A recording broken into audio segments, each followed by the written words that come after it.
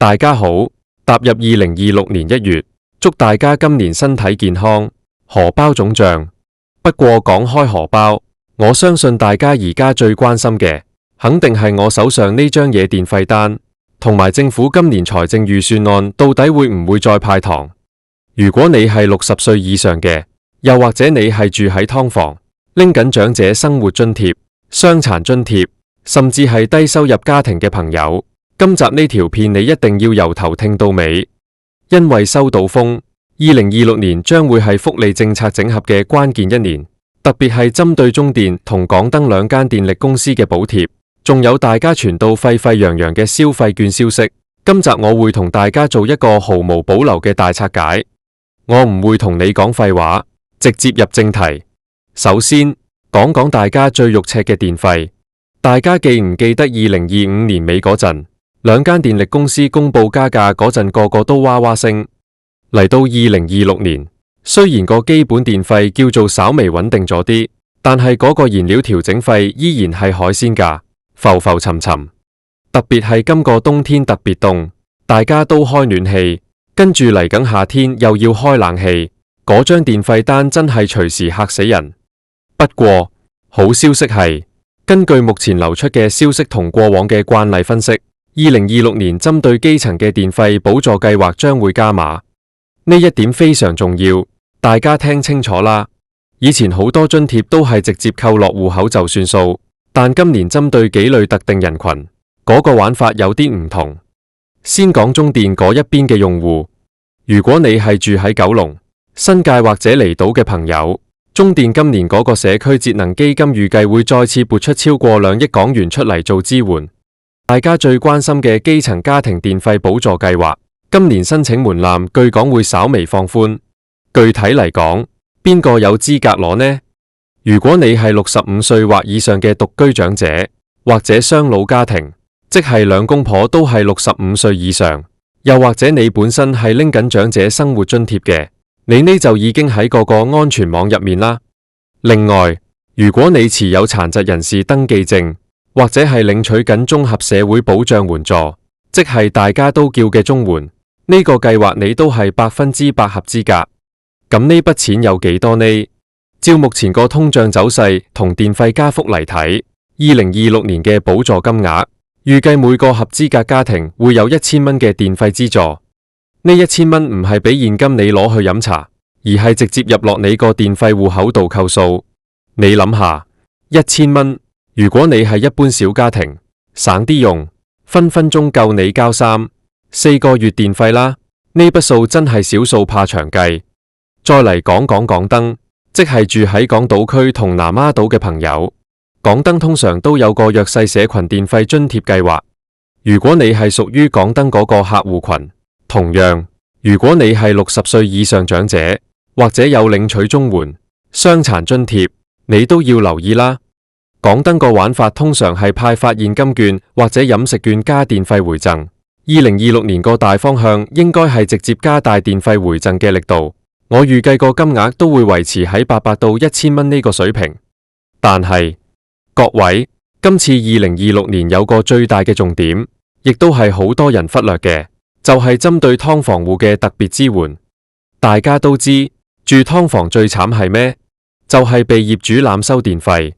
政府雖然立咗法，但係好多劏房根本冇獨立電表，嗰啲津貼根本落唔到租客個袋度。嚟到2026年，呢個情況會有大改變。兩間電力公司配合政府個社區客廳計劃，正大力推行通過社福機構去認證身份。簡單講，如果你係住劏房，你冇獨立電表唔緊要，只要你係一個受認可嘅社福機構，或者係社區客廳嘅會員，經過社工核實你真係住喺嗰度，又符合低收入資格，兩電係有機會直接以支票或者現金津貼嘅形式，將呢筆錢俾返你，而唔係俾嗰個業主。呢一步係非常關鍵嘅。如果你係住劏房嘅朋友，記得一定要去附近嘅社區中心問個清楚，千萬唔好俾呢筆錢白白流走。講完直接補貼，接着落嚟呢個計劃，我覺得比起直接派錢更加實用，就係家電更換計劃。你屋企個雪櫃係咪用咗10幾年？嗰部冷氣機一開就轟轟聲，又唔夠凍。你要知道，舊電器係最食電嘅電費殺手，好多唔捨得換，覺得既然仲可以凍就繼續用。其實你每個月交多嗰幾百蚊電費，儲起嚟都夠買部新機啦。2026年，政府連同電力公司會繼續推呢個節能家電資助計劃。呢個計劃主要針對兩類人，第一類係公屋住戶，第二類係住劏房或者過渡性房屋嘅基層朋友。如果你屋企部冷氣機或者雪櫃係嗰種第一級或者第二級能源標籤都冇嘅古董，甚至係完全冇變頻嘅舊款，你就可以申請啦。通過審批之後，佢哋會安排承辦商上門，幫你免費，記住係免費，換一部全新嘅有一級能源標籤嘅變頻窗口式冷氣機或者雙門雪櫃。呢度我要特別提醒大家一點，好多人以為呢個計劃好麻煩，要填好多表。其實而家2026年啦，程序已經簡化咗好多。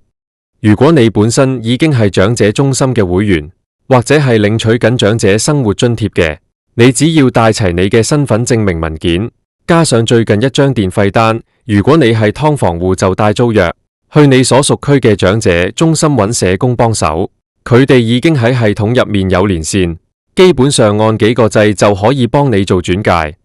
我身邊有個真實個案，就係住深水埗嘅陳伯，72歲，佢之前部雪櫃嗰條膠邊都爛咗，冷氣一直漏出嚟，搞到部機24個鐘都行緊，每個月電費成500幾蚊。上次幫佢申請換咗部新雪櫃之後，你估下點？下個月張電費單即刻跌到300蚊唔到，呢度一個月省200，一年就省2400，呢個先係真正嘅長遠省錢大法。好啦，講完電費同電器，接着落嚟係大家最期待，亦都係最多傳言嘅部分，2026年消費券。我要好誠實同大家分析下個形勢。呢幾年大家都慣咗政府派錢，一到財政預算案前夕，個個都問：喂，今年派5000定1萬啊？我哋要睇事實。2026年嘅經濟環境雖然話係復甦，但係政府個財政赤字依然有壓力。以前嗰種人人有份，永遠唔落空嘅全民派發模式，喺呢個階段其實係好大機會會調整嘅。根據呢1-2個月從立法會仲有各個政黨放出嚟嘅風聲，2026年如果要派，極大機會會轉為精準派發或者叫特定組別津貼。咩意思呢？就係未必全香港700幾萬人個個都有，但係針對最有需要嘅嗰一班人，金額可能會更加重手。邊幾類人最大機會有份？第一，領取長者生活津貼嘅，政府一直都想鼓勵銀髮經濟。加上人口老化，呢一塊嘅津貼通常只會加唔會減。如果2026年真係有消費券2.0或者叫生活津貼加碼，長者絕對係首選目標。大家要留意，呢筆錢未必係派一張呢張就係消費券嘅卡俾你，而係極有可能係以雙糧或者三糧嘅形式，直接存入大家每個月攞津貼嗰個銀行戶口度。如果係咁就更加方便。唔使又要去拍八達通，又要分期攞。第二，低收入家庭同領取在職家庭津貼嘅住戶，而家通脹咁厲害，買斤菜都貴過人。政府為咗舒緩呢個階層嘅生活壓力，好大機會會透過在職家庭津貼個機制，派發一次性嘅特別津貼。呢個數額，坊間估計大概會喺3000蚊到5000蚊之間。第三，傷殘人士。呢一組嘅朋友往往喺就業市場上比較困難。如果你持有殘疾人士登記證或者領取緊傷殘津貼，2026年呢波補助，你都有好大機會受惠。咁呢個時候肯定有人會問：喂，我係普通打工仔喎，我唔符合低收入，又未夠60歲，我就乜都冇啦。大家先唔好失望住。雖然全民派錢機會微，但係針對中產或者普通打工仔，2026年好大機會會有針對性嘅扣稅額提升，或者係針對租樓一族嘅租金扣稅上限提高。雖然唔係直接錯現金俾你，但係當你5月報稅嗰個時候，你可以交少幾千蚊甚至1萬蚊稅，其實嗰條數都喺度。講到呢度，我要特別同大家講一個2026年非常重要嘅新趨勢，呢個同大家嘅福利息息相關，就係數碼化申領。以前大家攞津貼，可能要填表、寄信、等回信。嚟到2026年，政府嗰個智方便應用程式已經係一個超級核心。無論你係申請中電嘅補助、換家電，抑或係如果你真係有消費券要攞，如果你仲未登記智方便家，我強烈建議你而家即刻揾個後生仔，或者去郵局揾職員幫你搞掂佢，因為好多呢個就快閃嘅津貼計劃，名額有限，先到先得。如果你仲慢慢填紙仔寄信，人哋喺手機按兩下已經批咗，咁你係唔係好食虧？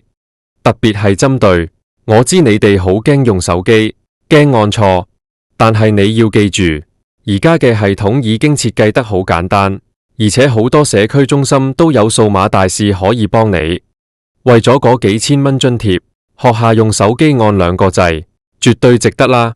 接着落嚟，我想同大家做一個個案實戰分析。我哋將啱啱講嘅所有嘢套用喺一個典型家庭身上，你就會知道2026年呢一年你可以攞返幾多錢。假設有一個家庭住喺觀塘嘅舊樓，兩公婆都68歲，個仔30幾歲，但係做散工收入唔穩定，仲有一個孫讀小學。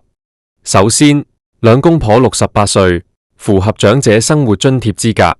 如果2026年出雙糧，呢度每人可能多攞幾千蚊。佢哋一家人住喺一齊，電費單係寫個阿伯個名。中電個基層家庭電費補助，只要阿伯去申請，1000蚊電費資助代代平安。第三，佢哋屋企部冷氣機好舊，阿伯去樓下長者中心揾社工，申請節能家電資助，免費換咗一部全新1級能源標籤冷氣機。呢度慳咗買機錢分鐘3-4千蚊，仲未計以後每個月慳嘅電費。第四，個仔雖然收入低，但佢有申請在職家庭津貼。如果政府今年針對職津戶派發一次性津貼，佢又可以多攞幾千蚊幫補家計。第五，個孫仔讀書，嗰個係仲有學生津貼，2026年2500蚊肯定係跑唔掉嘅。你睇，咁樣隨便數一數，呢個家庭喺2026年透過各種渠道攞到嘅實際資助同省下嘅錢，加埋分鐘過萬蚊。重點係你要識得去攞，識得去申請。好多人成日埋怨政府唔派錢，其實好多時係因為嗰個資訊唔流通，你唔知原來自己符合資格。呢個就係我拍呢條片嘅目的。另外，我仲要提醒大家一個防騙嘅重點，每當有新津貼消息出嚟，特別係2026年呢種又係電費補貼又係消費券消息滿天飛嘅時候，嗰啲騙徒係最活躍嘅。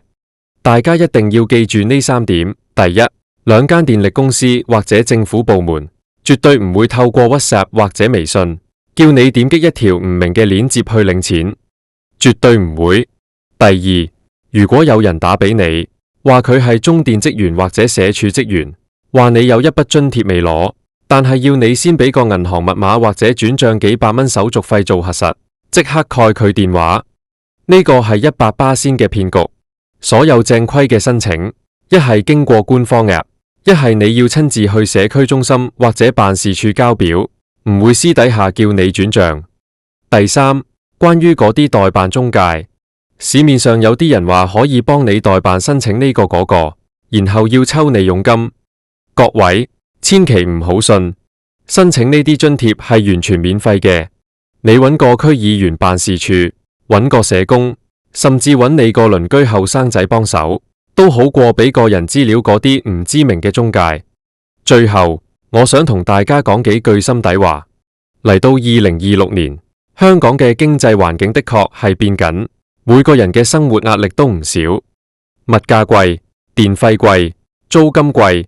政府嘅資助雖然未必可以令大家發達，但係喺呢個艱難嘅時候，真係叫做有好過無。係呢一杯救命水，尤其係對於我哋嘅，你哋年輕嗰個時候為香港貢獻咗咁多，而家年紀大咗，攞返呢一點福利係天公地道嘅，千萬唔好覺得唔好意思。唔好覺得申請呢啲好似好窿或者係好冇面子，呢啲係你哋應得嘅權利。至於年輕一代或者中產嘅朋友，如果你聽完覺得，我又冇份，其實你都可以做一件事。你身邊一定有老人家，可能係你父母，可能係你樓下個看更伯伯，或者係個清潔姨姨。你可以將呢個資訊分享俾佢哋聽，甚至幫佢哋按2個掣申請。你幫佢哋慳到1000幾百蚊電費，換部新冷氣機，嗰種開心同功德，其實比你自己攞幾千蚊更加大。我會繼續緊貼2026年財政預算案嘅最新消息，一旦嗰個派糖方案正式落實，或者嗰個電費補貼嗰個申請表格一出，我會第一時間再拍片，手把手教大家填表。所以，如果你唔想錯過呢幾千蚊甚至過萬蚊嘅福利資訊，記得一定要關注我呢個頻道。呢個唔單止係按個訂閱制咁簡單，而係關係到你同你屋企人2026年嘅荷包利益。大家對於2026年嘅福利政策有咩睇法？或者你喺申請呢啲津貼嗰個時候遇到咩困難？記住，環境再難，只要我哋識得揾資源，識得互相幫忙，日子總會過得好。多謝大家收睇，我哋下條片見，拜拜。